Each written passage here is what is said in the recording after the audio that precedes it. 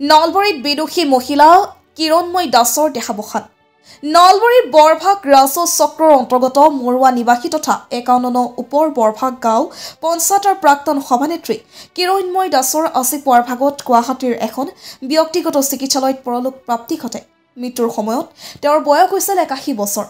১৯৯৩ চনত তেওঁ নিৰ্দলীয় প্ৰাৰ্থী হিচাপে আৰু ২০০৮ চনত কংগ্ৰেছ দলৰ হৈ পঞ্চায়ত নিৰ্বাচন খেলি ৫১ নং ওপৰ বৰভাগ গাঁও পঞ্চায়তত দুবাৰকৈ সভানেত্ৰী হৈছিল।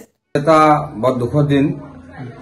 আমাৰ বৰভাগ মৌজাৰ মৰুৱা নিবাসী ধৰ্মপ্ৰাণ মহিলা তথা ৯৫ বৰ্তমান ৫১ গাঁও পঞ্চায়তৰ পূৰ্বৰ সভানেত্ৰী কিৰণময়ী দাস বাইদেৱে আজি ৰাতিপুৱা ভাগত ইহলীলা সম্বৰণ কৰে। অতি সামাজিকভাৱে বিভিন্ন অনুষ্ঠান প্ৰতিষ্ঠানৰ লগত জড়িত, বিশেষকৈ নাৰী শিক্ষা আৰু নাৰী সুৰক্ষা এই দুটা অনুষ্ঠানৰ লগত তেওঁ প্ৰায় ৫০ বছৰতকৈ অধিক সময় ছোৱালীৰ জীৱনৰ পৰা তেওঁ এইবিলাকৰ লগত জড়িত আছিল। সমগ্ৰ মৰুৱা অঞ্চলত সামাজিক দায়বদ্ধতাৰ চানেকি দিবলৈ সক্ষম হোৱা প্ৰয়াত দাসে মহিলাসকলৰ হকে প্ৰাক প্ৰাথমিক শিক্ষা কেন্দ্ৰ, প্ৰাপ্তবয়স্ক শিক্ষা কেন্দ্ৰ আদি গঠন কৰি তদানীন্তন সমাজখনৰ নিৰক্ষৰ মহিলাসকলৰ বাবে শৈক্ষিক বাতাবৰণ সৃষ্টি কৰাৰ লগতে স্বনিৰ্ভৰশীল হোৱাৰ ক্ষেত্ৰত গুৰুত্বপূৰ্ণ ভূমিকা গ্ৰহণ কৰিছিল। ১৯৭৪ চনত গঠিত মৰুৱা মহিলা সমিতি সাধাৰণ সম্পাদিকাৰ দৰে গুৰু দায়িত্ব বহন কৰা প্ৰয়াত কিৰণময়ী দাসৰ নেতৃত্বতে ১৯৭৫ চনত নলবাৰী মহকুমা ভিত্তিত আন্তৰ্জাতিক স্ত্ৰী জাগৰণ অনুষ্ঠান সম্পন্ন হৈছিল। যিগৰাকী আমাৰ বয়োজ্যেষ্ঠ হ'লেও আমি সমনীয়াৰ দৰে ব্যৱহাৰ কৰিছিলোঁ আৰু আমাৰ লগত তেখেতে সভানেত্ৰী হোৱাৰ উপৰিও মৰুৱা মহিলা সমিতিৰ সম্পাদিকা হিচাপে কাৰ্যনিৰ্বাহ কৰি বহুদিন ধৰি আমাৰ লগত সহযোগ কৰি আছিল।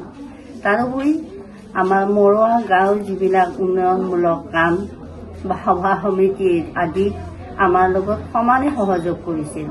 তাৰোপৰি বিদেশী আন্দোলনৰ সময়ত আমি যেতিয়া নলবাৰীলৈ মেমৰেণ্ডাম দিবলৈ গৈছিলোঁ, বাইদেউ আমাৰ লগতে সমদলত গৈছিল।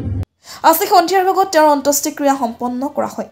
তেওঁৰ মৃত্যুত সদৌ নলবাৰী জিলা ছাত্ৰ সন্থাৰ উপসভাপতি ফণীধৰ বৰুৱা, সহকাৰী সম্পাদক পৰীক্ষিত কুমাৰ, পশ্চিম ওপৰ বৰভাগ আঞ্চলিক ছাত্ৰ সন্থা, শংকৰদেৱ নামঘৰ মৰুৱা আৰু গাঁও উন্নয়ন সমিতি, মৰুৱা আনন্দৰাম বৰুৱা উচ্চতৰ মাধ্যমিক বিদ্যালয়, মৰুৱা বালক মচলীয়া বিদ্যালয়কে ধৰি বিভিন্ন দল সংগঠনে শোক প্ৰকাশ কৰিছে। মৃত্যুৰ সময়ত তেওঁ ২ পুত্ৰ, এগৰাকী বোৱাৰী, জী-জোৱাই, নাতি-নাতিনীকে ধৰি অনেক গুণমুগ্ধক ইহসংসাৰত এৰি থৈ যায়।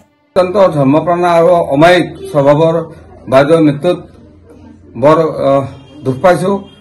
অঞ্চলবাসী মৰ্মাহত হৈছে আৰু আটাইতকৈ ডাঙৰ কথা হ'ল তেওঁ অসম আন্দোলনৰ সময়ত সদৌ ছাত্ৰ সন্থাৰ যিবিলাক পতাকা আছিল, বাইদেউ কোৱা শুনিছিলোঁ তেখেতসকলে গোটেই যুৱতীবিলাক লগ লাগি সেই পতাকাবিলাক তেওঁলোকে নিৰ্মাণ কৰিছিল।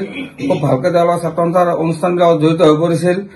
এই চকতে মই সদৌ নলবাৰী জিলা ছাত্ৰ সন্থাৰ তৰফৰ পৰা বাইদেউৰ বিদায় আত্মাৰ চিৰশান্তি কামনা কৰিছোঁ আৰু এই শোকসন্তপ্ত পৰিয়ালবৰ্গলৈ সমবেদনা জ্ঞাপন কৰিছোঁ। বাইদেউৰ আত্মাই সদ্গতি লাভ কৰক, এইখিনিয়ে মই তেওঁৰ ওচৰত কামনা কৰিছোঁ।